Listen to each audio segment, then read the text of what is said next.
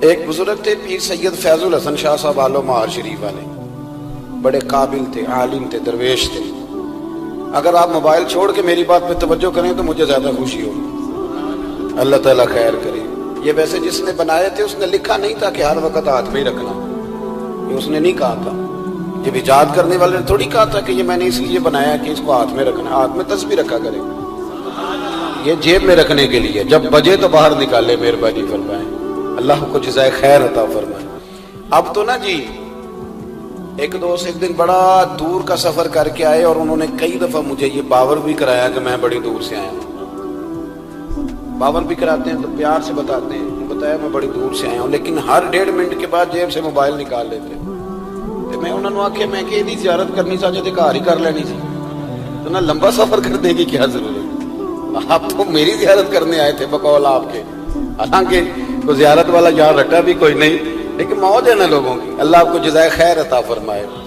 آج تو مجھے شفیق صاحب نے کہا تھا کہ آپ نے لائیو تقریر کرنی ہے لوگوں کے بیچ بیٹھ کے، مجھے کیا پتا تھا کہ وہاں بھی ریکارڈنگ کرانے جانا ہے۔ آپ مہربانی کریں، آج تو آمنے سامنے بیٹھے ہیں نا جی، اللہ تعالیٰ آپ کو جزائے خیر عطا فرمائے۔ چلو تھوڑا سا سامنے بیٹھ کے بھی بات، کسی نے کہا تھا کہ اثر کرے نہ کرے سن تو لے میری فریاد، نہیں ہے داد کا طالب یہ بندہ آزاد۔ آپ میری بات پہ توجہ کریں گے، سید فیض الحسن شاہ صاحب عالم مہاروی رحمۃ اللہ علیہ، ان سے ایک بندے نے پوچھا کہ حضرت عائشہ صدیقہ افضل ہے کہ سیدہ فاطمہ زہرا؟ آپ فرمانے لگے تجھے کیا مصیبت بنی ہے اس بحث میں پڑھنے کی، جو لوگ بڑے ہوتے ہیں وہ بڑے ہی ہوتے ہیں، جو بڑے ہوتے ہیں وہ۔ کہنے لگا جی آپ عالم کس بات کے ہیں، سوال کا جواب ہی نہیں دے رہے۔ فرمانے لگے چلو دے دیتے ہیں۔ حضرت پیر صاحب فرمانے لگے کہ عائشہ بیوی ہیں نبی پاک کی اور فاطمہ بیوی ہیں علی پاک کی۔ فرمانے لگے یہ جو علی کی بیوی ہے یہ نبی کی بیوی سے افضل نہیں ہو سکتی۔ اور پھر فرمانے لگے کہ فاطمہ بیٹی ہے نبی پاک کی اور عائشہ بیٹی ہیں ابو بکر صدیق کی۔ تو فرمانے لگے ابو بکر کی بیٹی کبھی بھی نبی پاک کی بیٹی سے افضل نہیں ہو سکتی۔ وہ بندہ کہتا ہے پیر صاحب نتیجہ کی یہ، فرمان لگے گھر جا کے کڈی میں گل دس چڑی ہے نتیجہ۔ بھئی بڑے لوگ بڑے ہوتے ہیں، بڑے لوگ بڑے ہوتے ہیں، تو آپ بڑوں کے کو تولنے کیوں لگ گئے؟ آپ رشک دیکھیں کتنا ہے، وہ آپس میں رشک کر رہے ہیں، تم کہتے ہیں لڑائیاں کرتے تھے، وہ تو رشک کر رہے ہیں میرے بھائی، رشک دیکھیں نا۔ میرا دل کر رہا ہے آپ کو ایک خاص بات بھی عرض کروں۔ حضرت القول البدیع میں نا امام سخاوی نے لکھا ہے، ان کا ذرا آپس میں رشک دیکھیں کتنا ہے، حسد نہیں رشک۔ یہاں تو پیروں کی کرامتوں پر بھی پوری جناب وہ لڑائی چلتی ہے، پوری لڑائی کہ میرے پیر صاحب کی زیادہ ہے، وہ کہتا میرے پیر صاحب کی زیادہ ہے۔ وہ خدا کا خوف کریں، پیر کی کرامت نہیں ہوتی، پیر کی استقامت ہوتی ہے، سنت شریعہ پر پابندی ہوتی ہے، وہ جتنی زیادہ پابندی کرے اتنا زیادہ باعث سے کرامت ہے۔ حضرت سیدنا مولا علی شیر خدا فرماتے ہیں، امام سخاوی نے القول البدیع میں لکھا ہے، فرماتے ہیں کہ حضرت عمر کا زمانہ مبارکہ تھا، میرا بڑا ہی دل کر رہا تھا سرکار کی زیارت کرنا۔ حضور کے وصال کو کافی سال بیت گئے، دل بڑا پریشان تھا، میں درود شریف پڑھتا پڑھتا سو گیا۔ میں نے خواب دیکھی کہ اللہ کے محبوب فجر کی جماعت کرا رہے ہیں، چر ہویا مینوں ترلے لیندیاں کدی موڑ میرے ول واگاں، جے خواب میری وچ ایک بار جے آویں میں ساری عمر نہ جاگاں۔ کہتے ہیں حضور نماز پڑھا رہے تھے فجر کی، 2 سورتیں سرکار نے پڑھی پر بڑا ہی مزہ آیا، بڑا ہی مزہ۔ کہتے ہیں نماز مکمل کر کے نا تو سرکار نے صحابہ کی طرف رخ نور کیا تو ایک صحابی کھجوروں کا ٹوکرا لے کے آئے، یا رسول اللہ تازی کھجوریں پکیاں قبول کریں۔ حضور نے ایک کھجور اٹھائی، صاف کی، کھائی، باقی ایک صحابہ کو بانٹی۔ حضرت علی کہتے ہیں 15-16 صحابہ کے بعد میرا بھی نمبر لگا، کھجور کھائی، کھجور کا نہیں دست مصطفیٰ کا بڑا مزہ تھا۔ کہتے ہیں بڑا ہی مزہ آیا، ابھی میں کھجور کھا ہی رہا تھا کہ مسجد نبوی میں اذان ہو گئی۔ مولا علی فرماتے ہیں آنکھ کھل گئی، اٹھ میں گیا پر کھجور کا ذائقہ میرے منہ میں ابھی بھی موجود تھا۔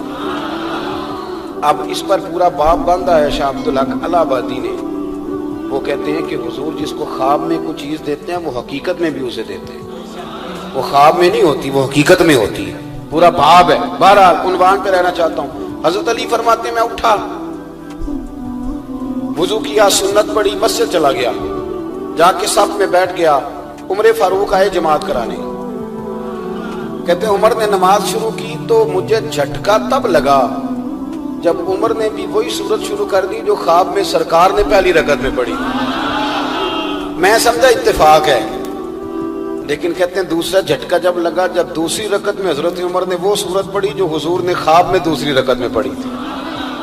کہتے ہیں میں اب بڑا پریشان ہوں کہ یہ بات کدھر کی کدھر جا رہی ہے۔ مولا علی شیر خدا فرماتے ہیں نماز مکمل ہوئی تو کھجوروں کا ٹوکرا بھی آ گیا۔ فرماتے ہیں اب تو میری حیرت کی حد نہ رہی، حضرت عمر نے ایک کھجور اٹھائی، صاف کی، کھائی، دوسرے صحابی کو، تیسرے کو، چوتھے کو، 15-16 صحابہ کو ملی، مجھے بھی دی۔ کہتے ہیں کھجور کھائی، مزہ بڑا آیا۔ حضور سے تو دوسری مانگنے کو دل کرتا تھا پر مانگی نہیں تھی، ادب تھا۔ عمر سے تو جرانا تھا نا اپنا۔ ان کا رشک دیکھیں، آپس میں رشک دیکھیں، حسد نہیں، رشک۔ فرماتے ہیں جرانا تھا نا، تو میں نے عمر سے کہا یار ذرا ایک کھجور اور دینا نا ذرا ایک کھجور۔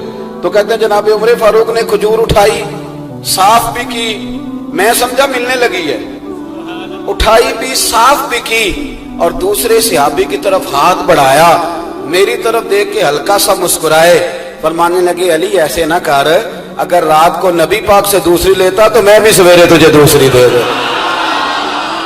حضور سے دوسری لی نہیں، نبی پاک سے دوسری مانگی نہیں تو میں کیسے دے دوں؟ خواب میری وچ آیا سی ماہی تو میں وہ دے گل وچ پا لیاں باواں، ڈر دی ماری اکھ بھی نہ کھولا، ڈر دی ماری، میں ڈر دی ماری اکھ، کیونکہ آئی یہ رات وصال دیوالی، ربا اے رات مکن نہ دیویں، اے رات مکن نہ دیویں، ڈر دی ماری میں اکھ بھی نہ کھولاں، کتے پھر بچھڑ نہ جاواں۔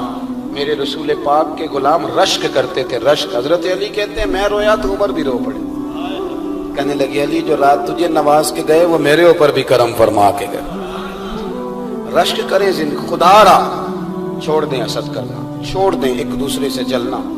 اب تو آپ یقین کریں دیندار لوگوں کا، اہل حق لوگوں کا جواب در جواب، جواب ال جواب، اس طرح ہم نے الجھایا ہے چیزوں کو کہ نئے آنے والا آدمی کہتے ہیں کہ دین کی اصل بات اصل میں بتا کون رہا، تو میلہ لگ گیا ہے، کوئی کہانی سنا رہا ہے، کوئی بات کر رہا ہے، کوئی اس کو غلط کہہ رہا ہے، کوئی بندہ ایسا ہے ہی نہیں جو بالکل ٹھیک ہو۔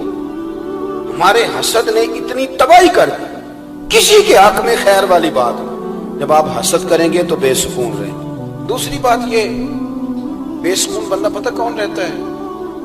میں نے یہ بھی آیت پڑھی ہے، الا بذکر اللہ تطمئن القلوب۔ اللہ فرماتے ہیں یاد رکھو، خبردار ہو جاؤ، اللہ کا ذکر کرو گے تو دلوں میں چین ہو۔ پتہ ہے بے سکون کون رہتا ہے؟ جو نتیجہ اپنی مرضی کا مانگتا ہے۔ عقیدہ توحید اسلامی عقائد کی جان ہے۔ جب آپ نے کہا لا الہ الا اللہ محمد الرسول اللہ صلی اللہ علیہ وسلم، اس کا معنی یہ ہے کہ اب میں اپنے آپ کو نا اپنے اللہ کے حوالے کرتا ہوں۔ اب رب غریبی میں رکھے پھر بھی میں راضی ہوں، بیماری میں رکھے پھر بھی راضی ہوں، صحت میں رکھے پھر بھی، اولاد دے تو پھر بھی راضی ہوں، نہ دے تو سمجھے میری بات، یہ توحید ہے۔ ہم نہ ٹھیک ہونا چاہتے ہیں، دوست اکثر آ کے کہتے ہیں کوئی وظیفہ بتائیں، طبیعت ٹھیک نہیں رہتی تو انہیں کہتے ہیں سورہ فاتحہ پڑھو، کہتے ہیں بڑی دیر سے پڑھ رہا ہوں پر شفا نہیں ہو رہی، تو میں کہتا ہوں پھر آپ اللہ کی رضا پہ راضی ہو جائیں، پھر اللہ کی رضا پہ راضی رہنا بھی تو سیکھو نا، راضی رہنا بھی تو سیکھو۔